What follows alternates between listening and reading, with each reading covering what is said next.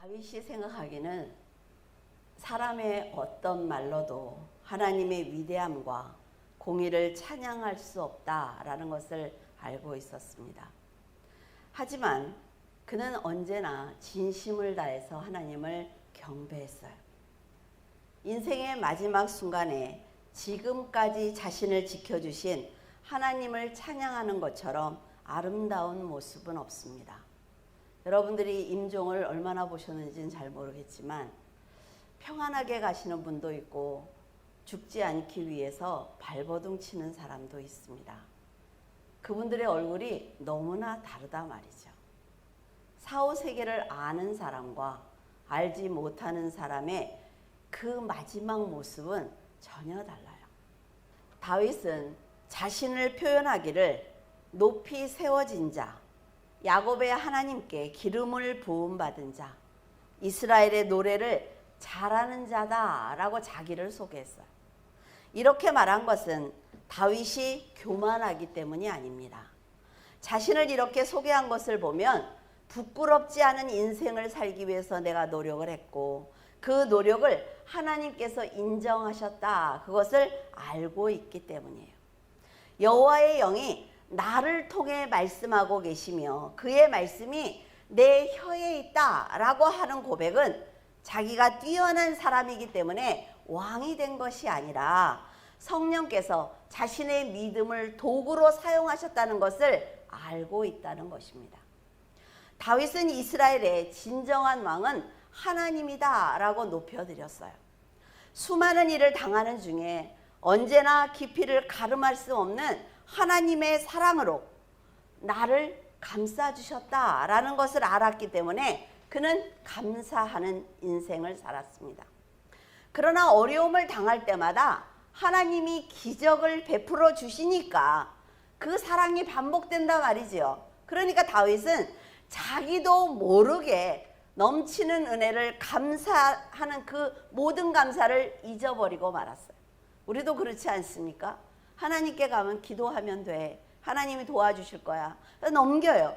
넘기고 넘기면서 평안을 계속 누리고 있으면 그 감사를 잊어버린다 말이죠.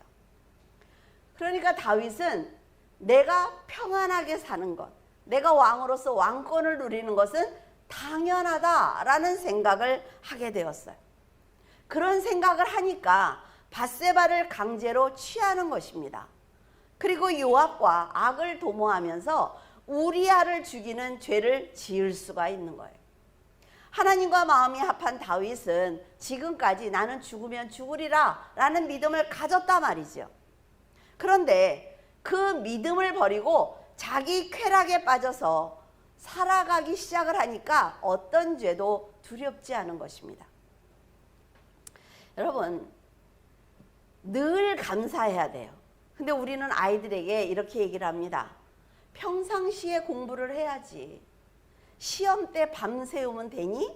이렇게 얘기를 하죠. 근데 우리가 우리의 삶에서 그렇게 산단 말이죠. 자, 시험을 치기 전날 한 2, 3일 전부터 밤새우면 시험을 잘 볼 수도 있어요. 그런데 시험이 딱 끝나고 나면 어때요? 까먹어요. 싹 잊어버린단 말이에요. 이게 우리의 인생인 거예요. 어려운 일이 닥칠 때 하나님 앞에 매달려 기도하지요. 그래서 그 어려움이 가면 어때요? 싹 잊어버려요. 다윗의 삶이 지금 그런 것입니다. 하나님의 은혜를 당연한 것으로 여기고 자기 멋대로 살았던 다윗은 이제 늙어서 인생의 마지막에 오자 그제야 지금까지 살았던 내 인생이 부질없구나 라는 것을 깨닫게 되었습니다. 인간적인 욕망과 욕심 그리고 왕으로서 누린 영화가 부질없다는 것을 세상을 떠나야 하는 그 시점에 깨닫게 됐단 말이에요. 얼마나 안타깝습니까, 여러분? 하나님이 우리에게 지금 건강을 주시고 시간을 많이 주실 때 더 많이 기도하고 더 많은 사랑을 사람들에게 나누면 그것보다 좋은 게 없지요. 그런데 그냥 나만을 위해서 살다가 마지막 순간이 되니까 어떻게 하지? 그때야 하나님을 찾는다 말이에요. 근데 다윗은 그 순간에 자신의 그 인생마다 목동을 했을 때, 그리고 골리앗과 싸웠을 때, 사울에게 쫓겨다녔을 때, 그 모든 순간마다 하나님이 함께 하셨구나 라는 생각을 했어요. 그 하나님이 보이기 시작을 한 거예요. 사람은요, 마지막 순간이 되면 더 솔직해지고 진실해집니다. 그토록 노력해서 얻은 세상의 것을 한 가지도 가지고 갈 수 없단 말이죠. 그래서 수위에는 주머니가 없어요. 그렇게 죽도록 노력을 해서 얻었던 그 모든 것들을 단 한 가지도 가지고 갈 수 없습니다. 그래서 어때요? 뭐 입에다가 뭐 동전도 넣어주고 아주 장난 아니잖아요. 그렇죠? 그러나 노잣돈으로 가져갑니까? 가져갈 수 없어요. 죽음 앞에 서면 다 소용이 없다는 생각을 그제야 하는 것입니다. 살아온 세월을 돌아보면서 후회와 아쉬움이 남는 사람이 있습니다. 좀 더 잘 살아볼 거. 그런데 더 이상 이제는 힘들지 않아도 돼. 그래, 지금까지 사느라고 고생했어. 이제는 하나님의 품으로 가자 라고 후련한 마음을 갖는 사람도 있습니다. 하나님께 더 잘했으면 좋았겠다는 후회로 가슴이 저리는 사람도 있고, 이제는 평안한 안식에 들어갈 준비가 됐습니다 라고 기도하는 사람도 있습니다. 여러분은 마지막 그 인생의 언덕에 섰을 때 세상을 향해 어떤 인사를 하겠습니까? 자, 여러분에게 하나님이 시간을 주는 거예요. 마지막으로 세상을 향해서 마지막 인사를 해라 라고 해서 여러분은 가장 먼저 무슨 말을 하겠습니까? 그리고 가장 후회되는 일과 그거를 했으면 좋았을 걸 라는 것이 무엇입니까? 지금부터 생각한다면 마지막 순간에 그렇게 후회하지 않을 거예요. 다윗은 솔로몬을 하나님의 명령대로 왕위에 앉혔습니다. 그런데 이제 자기의 마지막을 맞이하니까 더 이상 아들을 도울 수 없단 말이지요. 어떤 생각을 했을까요? 그의 유언을 보면 믿음으로 더 강건하게 세워주지 못한 걸 후회하는 것을 알 수가 있습니다.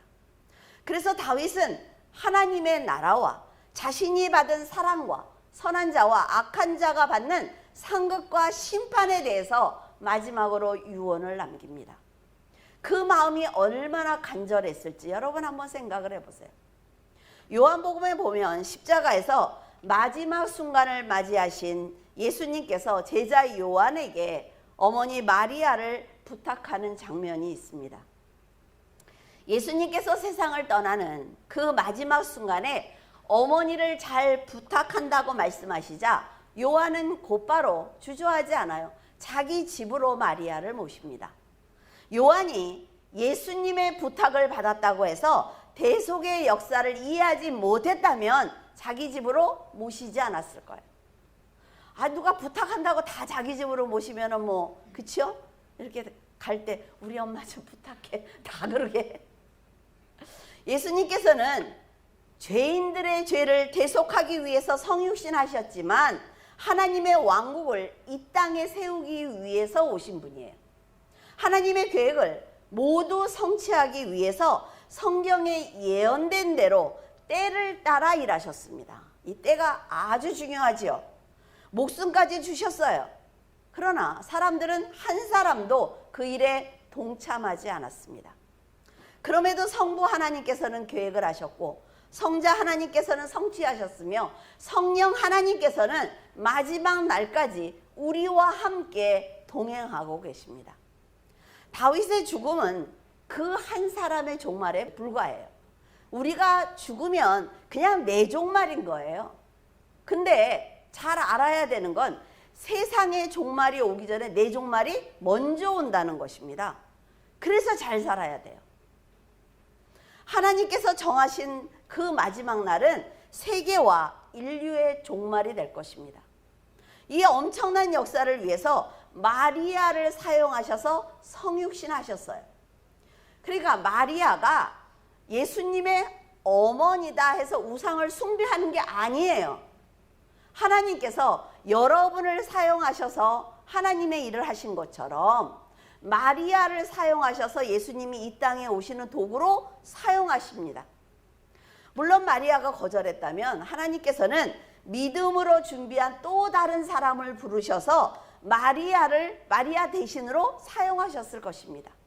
굳이 가룟 유다가 예수님을 팔지 않아도 되는 것처럼 마리아가 아니라도 괜찮다 말이죠, 하나님은. 그런데 마리아가 순종했습니다. 그래서 하나님은 마리아의 믿음과 헌신으로 하나님의 역사를 이루어 가신 거예요.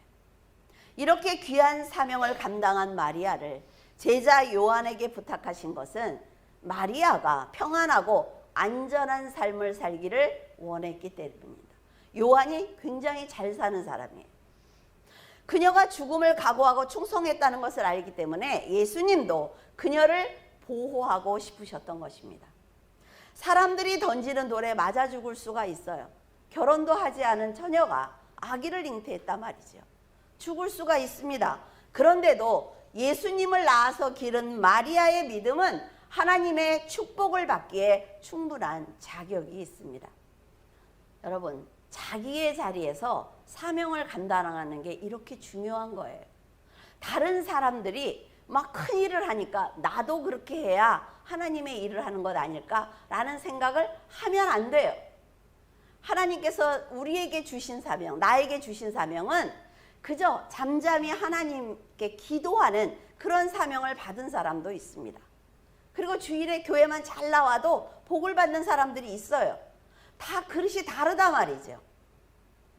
복은요, 사람이 원해서 받는 것이 아니에요.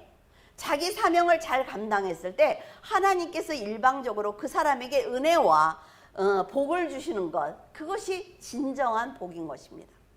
다윗도 죽음의 문턱에서 솔로몬에게 하나님만 반석이시고 공의로 사람을 다스리시는 분이야 라고 간곡하게 말해 주었습니다. 절대로 하나님을 배신하지 마. 아빠가 고생하고 노력할 때는 하나님과 함께 동행했지만 하나님을 배신했던 그런 죄를 너는 짓지 마 라고 얘기를 했는데 우리가 솔로몬을 볼 때 어때요? 똑같이 살았죠. 더 이상 솔로몬이 돌이킬 수 있는 그 기회를 줄 시간이 자기에게 없습니다. 그렇기 때문에 그는 안타깝고 애절한 마음으로 삶의 경험을 말해줄 수밖에 없는 거예요. 자녀의 영혼을 깊이 사랑한다면 그 아픔은 더 클 수밖에 없습니다.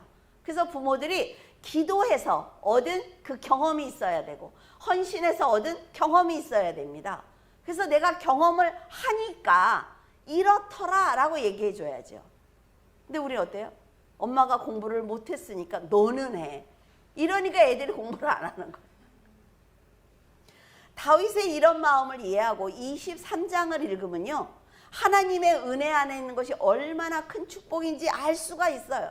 그리고 언약 밖에 있는 사악한 자들이 받는 그 지옥의 그 아픔이 얼마나 두려운 것인지 알 수가 있습니다.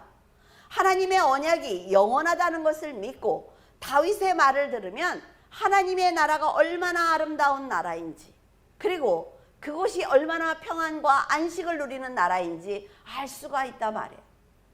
마지막 순간에 하나님의 깊은 사랑을 깨달은 다윗은 자기가 특별한 존재였구나 라는 것을 알게 되었어요. 그리고 인생의 순간마다 함께 계셨던 하나님을 발견하면서 내가 복을 참 많이 받은 인생을 살았구나 라는 생각을 한 거예요.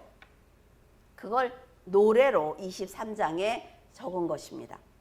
2절에 보면 여호와의 영이 나를 통하여 말씀하시며 그의 말씀이 내 혀에 있도다.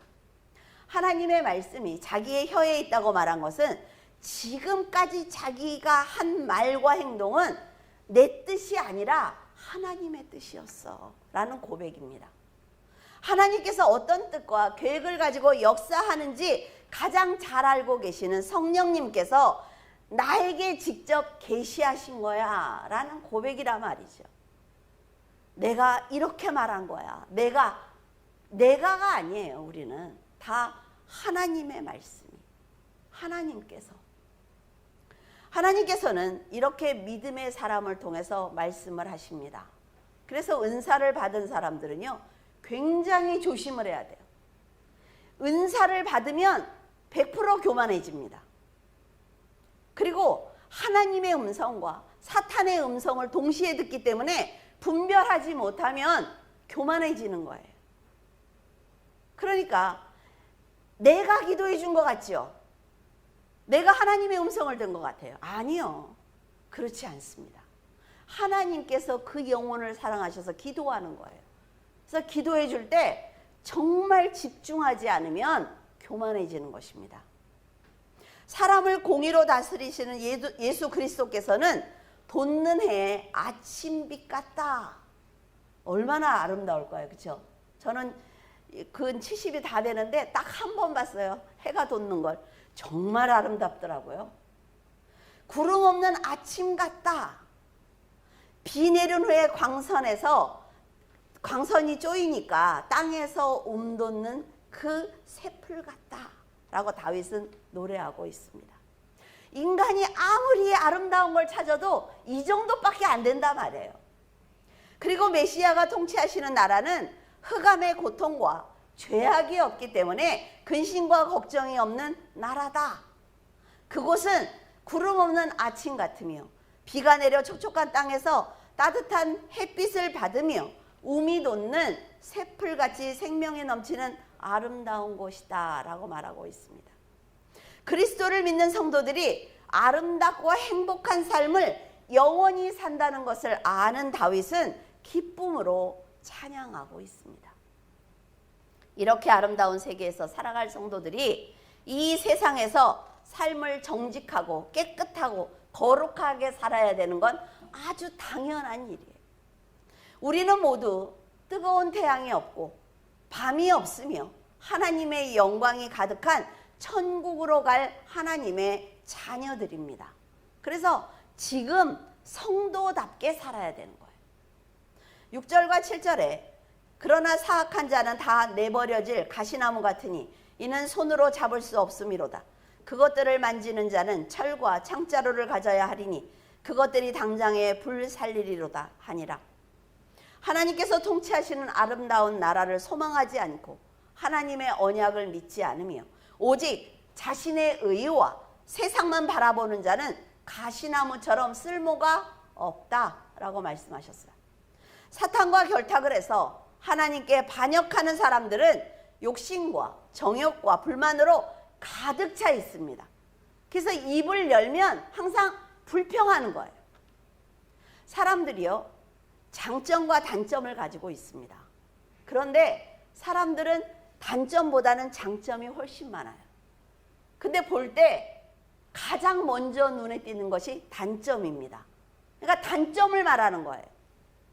그런데요, 하나님이 내 말을 다 듣고 계신다는 것을 알면 장점을 먼저 말해야 됩니다. 그래야 그 장점을 가지고 단점을 보완할 수가 있어요. 근데 계속 단점을 얘기하고 불평하면은 이 장점이 단점이 돼버리는 거예요. 그래서 우리는 조심해야 된단 말이죠. 하나님께서는 죄를 절대로 용서하시지 않습니다. 그렇기 때문에 그 몸을 덮고 있는 가시는 성도를 괴롭히죠. 그러니까 하나님께서 철 연장으로 잘라서 불에 사르겠다라고 말씀하시는 거예요. 가시는 가까이만 가도 상처를 입힐 수가 있습니다. 그래서 하나님께서는 그 가시나무가 성도들을 괴롭히지 못하도록 잘게 자르겠다는 거예요. 그래서 불에다 던지겠다는 거죠. 하나님께서 성도들을 보호하시는 마음이 여기까지라 말이죠. 그러니까 가시를 보고 먼저 두려워서 가야 될 길을 못 간다면 하나님께서도 아무 일을 하실 수가 없어요. 그러나 성도가 내 목적지가 저기니까 나는 하나님 이 지름길로 곧바로 가겠습니다 그러면요, 그걸 다 잘라서 불살라버린단 말이죠. 하나님이 일하실 때까지 시간을 들여야 돼요, 성도들이. 근데 끝까지 하지 않습니다. 중간에 내가 보니까 이 길을 가면 안 돼 라는 결정을 내가 한단 말이죠. 하나님의 진노를 교회 밖에 있는 사람들만 받는다고 생각해서는 안 됩니다. 교회를 다니면서 은혜를 누립니다. 하나님 앞에 나오면요, 하나님이 그 사람의 인격과 신앙의 정도를 다 보시지만 그래도 지금은 이러지만 5년 뒤에 10년 뒤에 달라질 걸 하나님이 아세요. 그러니까 하나님이 그를 보호하시고 그를 이끌어 가십니다. 그런데 안 변하는 사람 있죠. 하나님보다 항상 자신이 우선이에요. 그런 사람들도 징계의 대상이 됩니다. 왜? 하나님이 그를 보호하시지 않아서가 아니라 내가 변하지 않아서 내 죄로 하나님께 못 가는 거예요. 에스겔 28장 24절에 이스라엘 족속에게는 그 사방에서 그들을 멸시하는 자 중에 찌르는 가시와 아프게 하는 가시가 다시는 없으리니 내가 주 여호와인 줄 그들이 알리라. 지금 이스라엘이 얼마나 큰 축복을 받는지 아시겠습니까? 하나님께서는 이스라엘의 회복을 말씀하고 계세요. 하나님의 백성을 끊임없이 괴롭혔던 이방 나라, 내 곁에 있는 사람들, 내 신앙을 방해하는 사람들이 가시다라고 말씀을 하세요. 그들이 더 이상 이스라엘을, 내 자녀를 괴롭히지 못하도록 심판을 내리겠다라고 직접 말씀하셨어요. 이처럼 메시아의 나라가 도래하면 가시를 곧게 세우고 교회를 괴롭혔던 사악한 자들은 모두 불에 떨어질 것입니다. 사악한 자들이 받는 불의 심판을 직접 본 것처럼 성도들은 심각하게 생각해야 된다 말이죠. 여러분, 그 사실을 인지해야 합니다. 소돔과 고모라가 지금 어때요? 지금이에요. 기호 축제하는 거 보셨습니까? 얼마나 난잡한지. 정상적인 사람들이 90 몇 프로인데 그 비정상적인 사람들 몇 프로를 위해서 정상적인 사람들이 고난을 당하고 있단 말이죠, 지금. 목사, 아까 저희 장로님이 기도하신 것처럼 그게 법으로 통과되면 목사들은 절대로 소돔과 고모라를 설교를 못합니다. 할 수 없어요. 왜? 거기에 대한 책임을 져야 돼요. 감옥에 가든지 벌금을 내야 되든지 교회 문을 닫든지 해야 된단 말이죠. 그런 세상이 지금 오고 있고 영국이나 미국은 다 지금 어때요? 목사님들이 끌려가고 있어요. 성도들이 지금 너무나 평안하단 말이에요. 세상이 어떻게 돌아가는지 모르고. 소돔과 고모라에 그런 사람들이 천사들 보고 나와 성관계하자 할 때 어때요? 그 땅을 불로 역사하셨단 말이죠. 지금 이 땅도 마찬가지입니다. 평안하다, 평안하다? 아니요, 평안하지 않습니다. 요즘 성도들조차도 천국과 지옥 그리고 죄와 심판에 대해서 설교를 하면 듣기 불편하다고 말을 합니다. 이건 목사님들이 하나같이 하는 얘기예요. 하지만 성경이 전하는 것은 오직 예수 그리스도를 믿어야 천국에 간다는 얘기예요. 그리고 그리스도께서 이 땅에 왕국을 세우실 것이다. 천년 왕국을 세우실 것이다 라고 기록하고 있습니다. 그걸 향해서 가는 거예요, 지금. 사람들은 화려한 세상에 마음을 빼앗겼기 때문에 마지막 날 나팔 소리를 듣게 될 것과 공중에서 그리스도를 영접한다는 것을 잊고 살아가고 있습니다. 그러나 하나님의 영원하신 언약을 아는 성도는 그날이 온다는 것을, 반드시 온다는 것을 알기 때문에 날마다 준비하는 마음으로 살아가고 있어요. 다윗은 자신과 이스라엘이 받는 축복은 결코 사람의 힘으로 이룬 것이 아니라는 고백을 하고 있습니다. 여러분, 성경이 거짓말이면 사람들이 죽으면 안 돼요. 사람들이 죄로 죽을 것이다. 이게 성경이거든요. 영원히 살아야 되는 그 사람들이 에덴 동산에서, 그런데 죽잖아요. 영원히 사는 사람 없습니다. 이게 성경이 진리라는 얘기입니다. 다윗은 자신과 이스라엘이 받은 축복이 내가 잘나서 내가 왕이기 때문에 만든 것이 아니야 라는 고백을 하나님 앞에 날마다 하고 있어요. 그리고 자기와 함께 하나님과 나라와 민족을 위해서 충성했던 용사들이 있기 때문에 부강한 나라가 될 수 있었습니다 라는 감사의 기도를 드리고 있습니다. 아무리 지혜로운 사람도 혼자 할 수 없단 말이죠. 사도 바울이 목숨을 걸고 충성했던 동역자들의 이름을 기록한 것처럼 다윗은 충성한 용사들의 이름을 감사하는 마음으로 기록하고 있어요. 17절에 이르되 여호와여 내가 나를 위하여 결단코 이런 일을 하지 아니하리이다. 이는 목숨을 걸고 갔던 사람들의 피가 아니니까 하고 마시기를 즐겨하지 아니하니라. 새 용사가 이런 일을 행하였더라.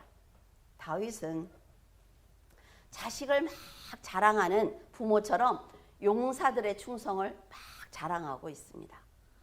그들이 나라와 왕을 얼마나 사랑하고 있는지, 그리고 어려운 환경에서도 여호와의 전능하심을 드러내기 위해서 얼마나 열심히 싸웠는지 하나님께 자랑하고 있는 거예요. 그러다가 갑자기 이런 말을 한 거죠. 블레셋이 점령한 베들레헴 성문에 있는 그 우물물을 마시고 싶다라고 자기가 말했던 잘못에 대해서 그 중간에 갑자기 끼워 넣은 거예요. 다윗은 블레셋과의 치열한 전투에서 심신이 피곤한 상태였습니다. 그러니까 무심코 얘기한 거예요. 그 고향의 물을 먹고 싶다. 그는 베들레헴에서 늘 시원하게 우물물을 길어다 먹었단 말이죠. 그게 생각이 난 거예요. 그래서 툭 던진 거예요, 말을. 다윗이 그 우물물을 먹고 싶다는 말을 새 용사가 들었습니다. 그래서 블레셋 진영을 돌파해서 우물물을 길어 가지고 온 거예요. 대단하지 않습니까? 다윗을 너무나 사랑했기 때문에 이들은 목숨을 버릴 각오로 충성한 거죠. 하지만 부하들이 피를 흘리면서 길어온 그 물을 다윗은 마실 수가 없었습니다. 그래서 하나님께 부어드리며 회개하기 시작을 해요. 이것은 물이 아니라 자기의 생명을 돌보지 않았던 부하들의 피입니다 라고 하면서 다시는 결단코 내가 이런 행동을 하지 않겠습니다 라는 기도를 해요. 새 용사는 블레셋 군사들의 경비가 철통 같았어요. 하지만 사랑하는 다윗 왕이 간절히 원하는 것을 주고 싶었습니다. 그래서 죽음을 각오하고 우물을 향해 달리던 그 와중에 피를 흘렸을 거예요. 그러니까 다윗은 이런 자신의 잘못을 회개한 것입니다. 얼마나 미안했을까요? 모든 생명은 하나님의 것입니다.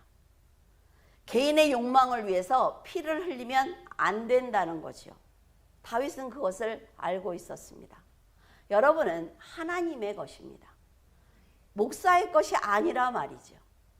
목사 개인의 욕심을 위해서 여러분들의 그 믿음이나 재물이나 여러분들의 모든 헌신을 착취하면 안 됩니다. 그런데 아까 말씀드렸죠. 갖게 되면 교만해진단 말이에요. 그게 다 내 거 같단 말이죠. 그러나 절대로 그렇지 않아요. 하나님께서 생명을 아끼신다는 걸 알고 다윗의 회개를 듣는다면 그가 얼마나 자기 중심적인 잘못된 행동을 했는지 알 수가 있습니다.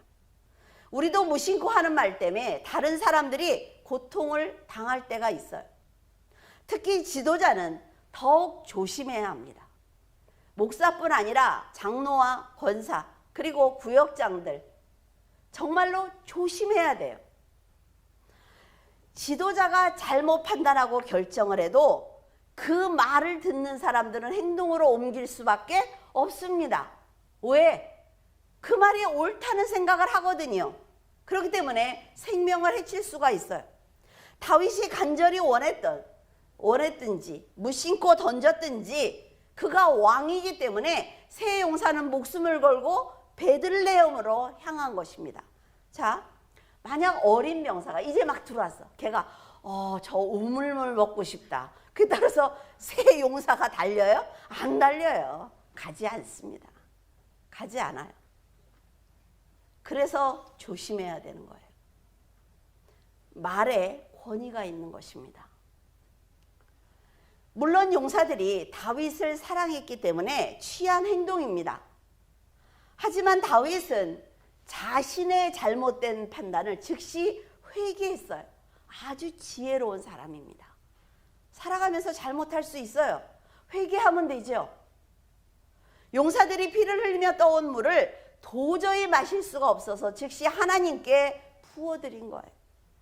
다윗은 무심코 행한 일이 생명을 빼앗는 죄라는 것을 깨닫고는 곧바로 회개하고 돌이키는 참된 성도의 모습을 보였습니다. 여러분도 잘못해서 이러지 말고 회개하시면 돼요. 하나님이 뭐라 그러시냐면 에스겔에 보면 악한 자가 정말 악하게 살아왔어요. 지금까지. 정말 저런 인간이 구원을 받는다고? 이건 아니야. 막 그럴 정도로 악한 인간인데 지금 회개해서 지금부터 하나님의 선한 일을 위해서 열심히 살면 이 앞에 했던 모든 악한 일을 나는 기억하지 않을 거야 라고 말씀하셨어요. 근데 반대로 지금까지 죽도록 열심히 헌신했어요. 그 사람이. 그런데 어느 날 마음이 딱 바뀐 거예요. 그래서 하나님이 어디 있어? 나는 하나님 안 믿어. 내가 뭘 잘못했어? 이러면서 다시 이런 길을 가면 하나님이 지금까지 선하게 행했던 그 선함을 나는 기억하지 않겠다. 에스겔에 기록되어 있단 말이죠.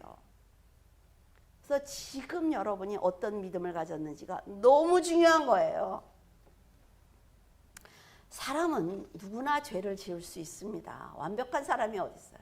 하지만 성령께서 깨닫게 하시면 바로 돌이킬 때 하나님의 용서를 받을 수가 있어요. 성도들도 과거에 세상에서 먹었던 물을 잊지 못할 때가 있습니다. 세상에서 했던 말과 행동 그리고 세상적인 쾌락을 잊지 못하면 무심코 그때를 회상하기도 하고 행동으로 옮기기도 합니다. 예수님께서는 마음으로 음란한 생각만 해도 간음이다 라고 죄의 기준을 아주 정확하게 말씀해 주셨어요. 근데 이런 분도 있다고 들은 적이 있어요. 열심히 하나님 앞에 왔어요. 술 먹고 담배 피고 세상에서 막 놀다가 내가 이제 하나님을 믿어야지. 정말 열심히 했어요. 자기가 열심히 하니까 어떤 생각이 들었냐면 한번 가보자. 내가 정말 흔들리는지. 흔들려요. 가면 안 된다니까. 가면 안 돼요. 흔들립니다. 100%. 왜? 이건 영의 싸움이기 때문에 그래요. 그리스도를 중심에 두지 못한 상태에서 다른 대상을 중심에 두고 비롯되는 모든 행위는 죄입니다. 성도들이 영적으로 큰 그릇이 되지 못하면 그것으로 인해 또 누군가는 다윗의 부하처럼 피를 흘릴 수 있다는 걸 잊으면 안 됩니다. 다윗이 믿음으로 자리를 지킬 때 이스라엘이 건재할 수가 있었어요. 그래서 저한테 가서 기도할 때 여러분에게 농담으로 던진 말도 걸릴 때가 있어요. 그러면 회개해야 돼요. 회개하게 됩니다. 내가 그때 왜 그런 말을 했지? 점잖게 가만히 있지 않고 막 이런 생각을 할 때가 있거든요.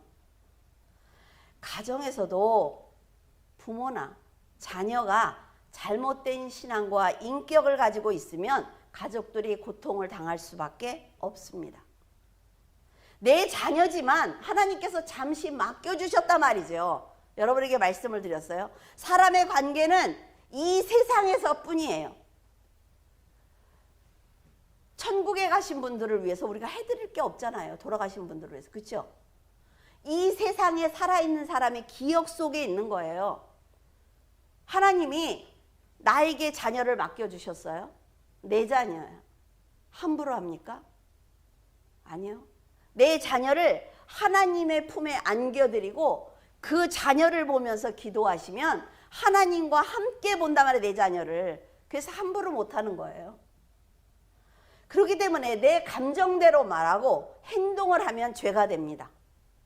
자녀는 부모가 당연하게 자신을 보살펴야 한다는 생각을 하면 안 돼요. 부모를 통해서 하나님의 사랑을 깨달으려고 노력해야 합니다. 그래서 하나님이 5계명에 부모를 공경해라 라고 말한 것이 네 부모의 삶을 통해서 너는 나를 배웠잖아. 근데 네가 네 부모한테 함부로 한다고? 그 말씀이에요. 그러니까 부모가 더 잘 살아야 되겠죠. 하나님을 두려워했던 다윗이 곧바로 회개를 한 것처럼 여러분도 자신의 말과 행동이 죄가 되는 것은 아닌지, 그로 인해 곁에 있는 사람이 고통을 당하고 있는 것은 아닌지 돌아보는 좋은 신앙과 좋은 인격을 갖기를 바랍니다. 부족한 신앙과 인격을 가진 사람이 교회와 가정에 있으면 평안과 안식을 해쳐요. 틀림없는 거죠. 그런데 문제는 본인은 잘못하고 있는 걸 모른다는 것입니다. 하나님 앞에 기도하지 않으면 내 죄를 절대로 알 수가 없어요. 그러니까 나는 무슨 죄가 있는지를 몰라. 그거는 거룩한 하나님 앞에 무릎을 꿇어야만 알 수가 있단 말이죠. 자신의 판단이 늘 옳다고 생각을 합니다. 하지만 언젠가 하나님의 은혜로 내 죄를 깨닫게 되는 날이 오면 그 회개하는 고통은 이루 말할 수가 없어요. 그 회개하는 그 고통이 얼마나 아픈지 정말 바닥을 설설 긴다고요. 하나님 앞에 죄가 없는 사람은 없습니다. 거룩하시고 완전하신 하나님은 죄를 미워하시기 때문에 자신의 죄를 돌아보고 회개하는데 게으르지 말아야 합니다. 다윗이 굳이 이 사건을 부하들을 칭찬하는 중간에 끼워 넣은 것은 우물물을 찾던 자신이 부하들에게 너무 부끄러운 거예요. 미안한 겁니다. 그리고 하나님께 큰 죄가 되는 거죠. 그래서 그 사건이 잊혀지지 않는 것입니다. 죄는 시간이 지날수록 더욱 선명하게 생각이 납니다. 그래서 회개를 해도 후회로 남아요. 죄를 짓고 회개하고 죄를 짓고 회개하고 그럼 되지. 근데요, 후회가 남아요. 왜 내가 그때 그렇게 했을까? 그때 그렇게 하지 않으면 다른 길로 갈 수 있었을 텐데 라는 생각이 든단 말이죠. 그래서 여러분이 판단해야 될 때 이것만 보고 하지 말고, 늘 말씀드리죠. 이것만 보지 말고 둘러싸고 있는 것, 또 둘러싸고 있는 것 두세 걸음 앞서서 생각하셔야 돼요. 그리고 판단하고 결정하시면 하나님께서 지혜롭다고 하고 판단한 그대로 도와주시려고 애를 쓰세요. 지금 여러분은 교회에서나 세상에서 어떤 일을 하고 계십니까? 지금 하고 있는 일이 공의로운 하나님을 더 높여드리고 복음을 더 많은 사람들에게 전하는 도움이 되세요? 아니면 세상만을 위해서 일하고 계십니까?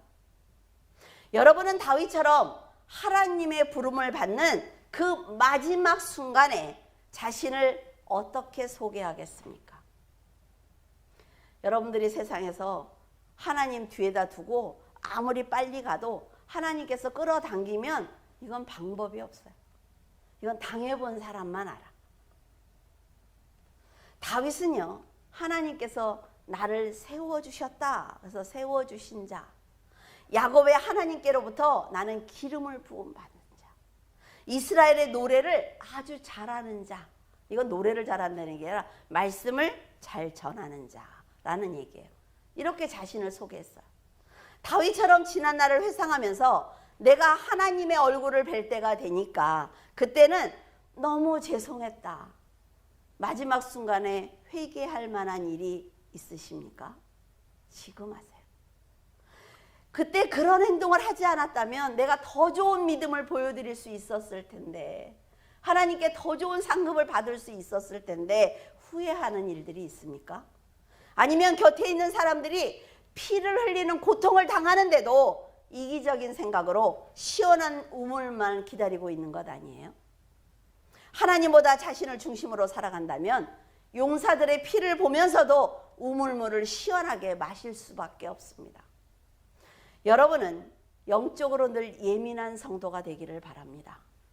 여호와의 영이 다윗을 통해 말씀하신 것처럼 여러분은 하나님의 말씀을 온전히 전하는 자가 되기를 바라요.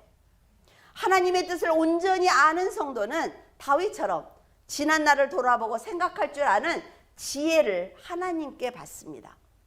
하나님의 지혜를 받아야 돼요. 하나님의 지혜는 뭐예요? 예수 그리스도입니다. 예수 그리스도는 말씀이에요. 그래서 성경을 읽어야 합니다. 하나님께서는 사랑하는 성도가 거룩한 모습으로 천국에 들어오기를 바라시기 때문에 회개하고 또 회개할 수 있도록 성령의 충만함을 주시는 것입니다. 물론 용사들은 다윗을 향한 충성심에서 우물로 달렸지만 그 사랑을 보신 하나님께서는 그래, 다윗 개인에게 한 것이 아니라 하나님을 위해서, 이스라엘 나라를 위해서 충성했다라고 보시는 거지요. 그래서 그 용사들에게 복을 주셨습니다. 교회도 하나님께서 목회자를 세워서 끌어가십니다. 이끌어 가세요. 하지만 그 목회자를 돕는 성도들과 성도와 성도들의 관계, 선한 관계를 통해서 하나님의 나라를 확장해 가십니다. 선한 믿음으로 선신하는 성도들을 보신 하나님께서는 성도들이 사탄의 공격을 받지 않고 평안할 수 있도록 보호해 주십니다. 분명한 사실이죠. 여러분은 하나님의 얼굴을 뵙기 전에 자신이 살아온 인생을 자손들에게 자신 있게 전할 수 있겠습니까? 너희들은 나처럼 살기를 바란다는 유언과 함께 나를 통해서 역사하신 하나님께 순종하는 삶을 살라고 말할 수 있겠어요? 마지막 순간이잖아요. 마지막 순간에. 우리 친정아버지가 마지막에 조춘장 권사님을 전도하고 그 가족들을 다 전도하고 가실 때 저는 눈으로 봤어요. 하얀 옷을 입은 사람들이 찬송을 부르는 거예요. 그 방에 가득 차서. 정말 눈으로 보이더라고요. 가마도 보이고 떠도 보이고. 아버지가 천국에 가시는구나 라는 확신이 있었습니다. 여러분, 그 마지막 순간이 얼마나 중요한지 모른다 말이죠. 여러분은 하나님께서 나를 높여주셨고 영화롭게 하셨으며 말씀을 잘 전할 수 있도록 나를 도와주셨다.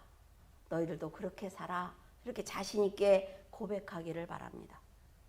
그리고 여호와의 영을 통해 곁에 있는 사람들을 살릴 수 있는 복을 나에게 주셨다라고 웃으면서 고백하기를 바라요.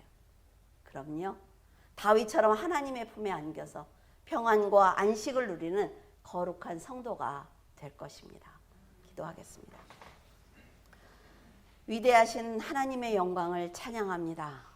하나님, 저희들이 만입이 있은들 주님의 영광을 어찌 찬양할 수가 있겠으며 저희들이 하루 종일 기도한들 주님의 계획에 무슨 도움이 되겠습니까?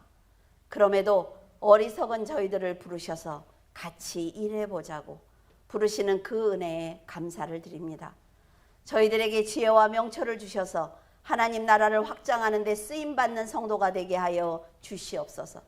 저희들도 다윗처럼 하나님의 이름을 높이는 자녀가 되기를 원합니다. 저희들도 다윗처럼 나라와 민족을 지키는 하나님 나라의 용사가 되기를 원합니다. 저희들의 입으로 하나님을 찬양하게 하시고 저희들의 말로 복음을 전할 수 있도록 도와주시옵소서. 다윗의 인생을 보면 하나님의 은혜가 미치지 않은 곳이 없었습니다. 그가 하는 말과 행동 그리고 믿음까지 하나님께서 주셨기 때문에 칭찬받는 왕이 될 수가 있었습니다. 저희들의 삶도 하나님의 은혜가 없다면 어찌 살 수가 있겠습니까? 저희들의 삶도 다윗처럼 많은 사람들에게 선한 영향력을 끼치게 하시고 그들의 영혼을 구원할 수 있는 도구가 되게 하여 주시옵소서.